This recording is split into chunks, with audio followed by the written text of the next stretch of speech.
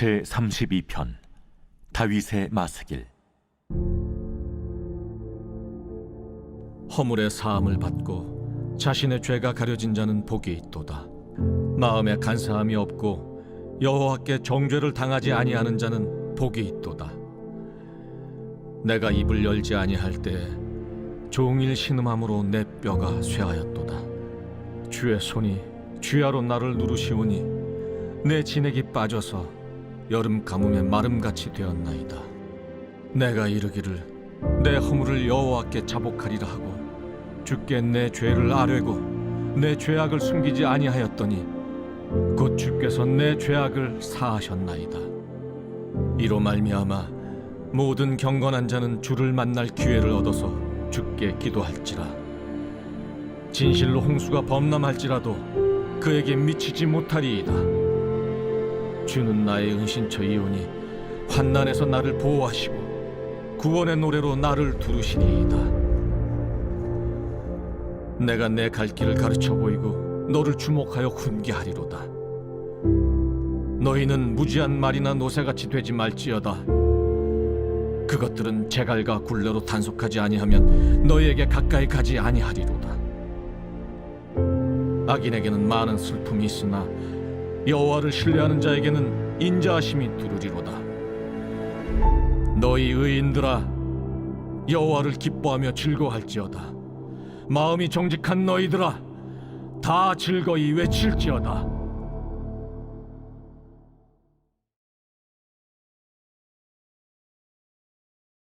할렐루야. 오늘 우리에게 주신 하나님의 말씀은 시편 32편 1절부터 11절까지 말씀입니다. 오늘 말씀의 제목은 드러나야 자유합니다 입니다. 마틸드는 사치와 허영을 좋아하는 여인이었습니다. 그녀는 부유한 남자에게 시집가서 파티와 향락을 즐기는 것이 삶의 목표였지만 그는 하급 관리직의 루아젤과 결혼을 하게 되죠. 비록 꿈꾸던 삶은 아니었지만 하녀를 고용할 정도로 부족함이 없는 삶이었거든요. 그런데도 불구하고 마틸드는 자신의 삶을 비관합니다. 특히 상류층의 삶을 누리는 잔 포레스티에라는 동창을 만나고 나면요, 더 초라해진 거죠. 그 자신을 견딜 수 없어 합니다. 상류층을 꿈꾸는 아내에게 미안해하는 그런 착한 남편 루아젤은요, 어느 날 문교부 장관이 여는 파티 초대장을 어렵게 받아서 아내에게 선물합니다. 그리고 모아둔 돈으로 마틸드의 드레스를 사주죠.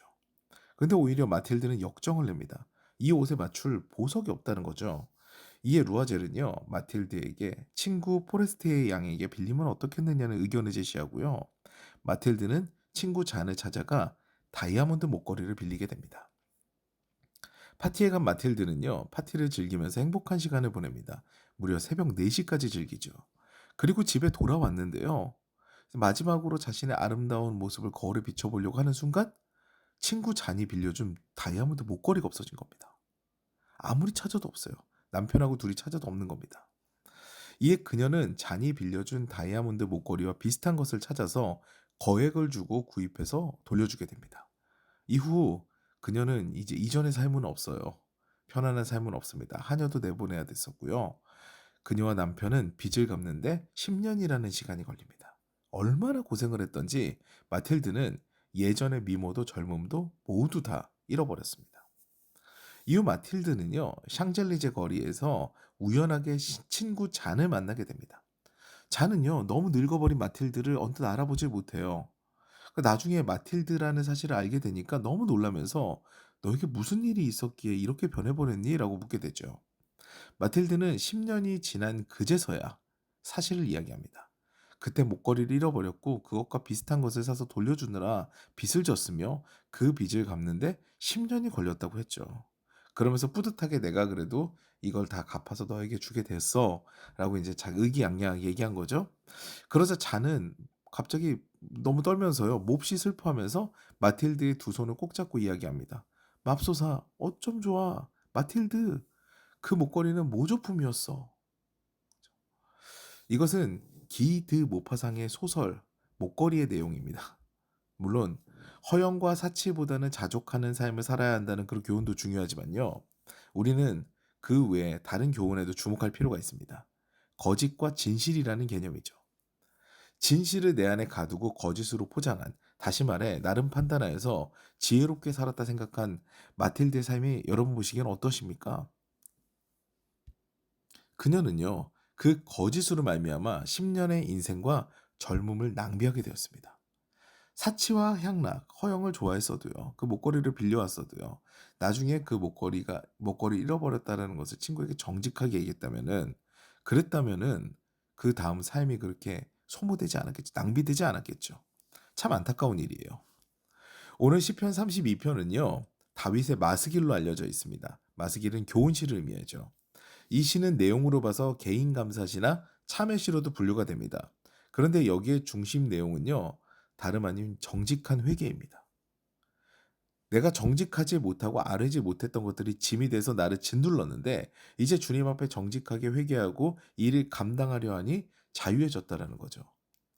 마틸드가 만약에 친구에게 용서를 구하고 그 일을 스스로 감당하려 하고 정직하게 나아갔다면은요. 그러면은 그 이후에 10년 동안의 자신의 젊음과 그리고 자신의 미모, 이 모든 것들을 잃어버리는 그런 우를 범하지 않게 되었을 겁니다.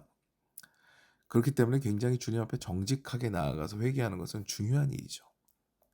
이 시의 배경은요. 시편 32편의 배경은 정확하게 알 수 없지만 많은 학자들에 의하면 밧세바 사건 이후에 기록된 것으로 추정이 됩니다. 누구에게도 말할 수 없고 부정한 자신의 죄악을 정직하게 하나님 앞에 아뢰는 것, 이것은요 놀라운 자유함을 선물로 받게 돼요.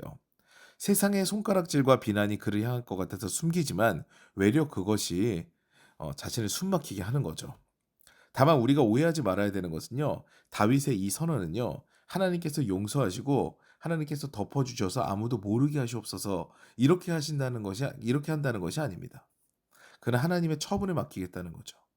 저는 그런 적 없습니다. 그런 환경이었습니다. 그럴 수밖에 없었어요. 이런 변명으로 일관된 그런 자세를 취한 게 다윗이 아니었어요. 주님, 제가 잘못했습니다. 제가 죄인입니다. 용서해 주세요. 이 모든 것들을 사람들이 알고 나를 손가락질한다고 하더라도 그래도 그것은 나의 죄악입니다. 제가 잘못했습니다. 책임지겠습니다. 이런 자세를 취한 거죠. 이렇게 정직하게 주님 앞에 나아가게 되니까요. 주님께서는 다윗을 용서하십니다. 다만 그는 그 죄악의 책임을 져요. 집안에 엄청난 우환이 일어납니다. 그럼에도 불구하고요. 다윗이 뭐라고 얘기합니까? 이제 후련하답니다. 나는 복받았다예요. 나를 옥죄고 있었던 이 죄악으로부터 나는 벗어났다. 정말 행운아가 되었다. 라는 입장입니다. 그만큼요. 거짓은요. 특히 나의 죄악을 숨기는 것은요. 우리를 정말 옥죄게 만드는 일이에요. 사랑하는 여러분, 나의 연약함을 드러내고 하나님의 처분을 바라는 것은요. 굉장히 두려운 일이고 아픈 일입니다. 그런데요. 드러나야 용서함을 받습니다. 사함을 받아요. 드러나야 자유하게 되는 거죠. 그러므로요. 우리는 주님 앞에서 정직한 영으로 나갈 필요가 있습니다. 나의 죄악을 인정하고 주님께 나의 인생을 맡길 때 비로소 우리는 참 자유를 얻게 되는 겁니다.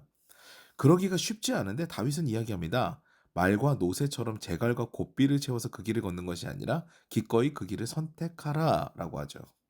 오늘 하나님 앞에 정직함으로 나아가는 길을 선택하여서 참된 자유를 얻게 되는 저 여러분 되시기를 주님의 이름으로 축원합니다.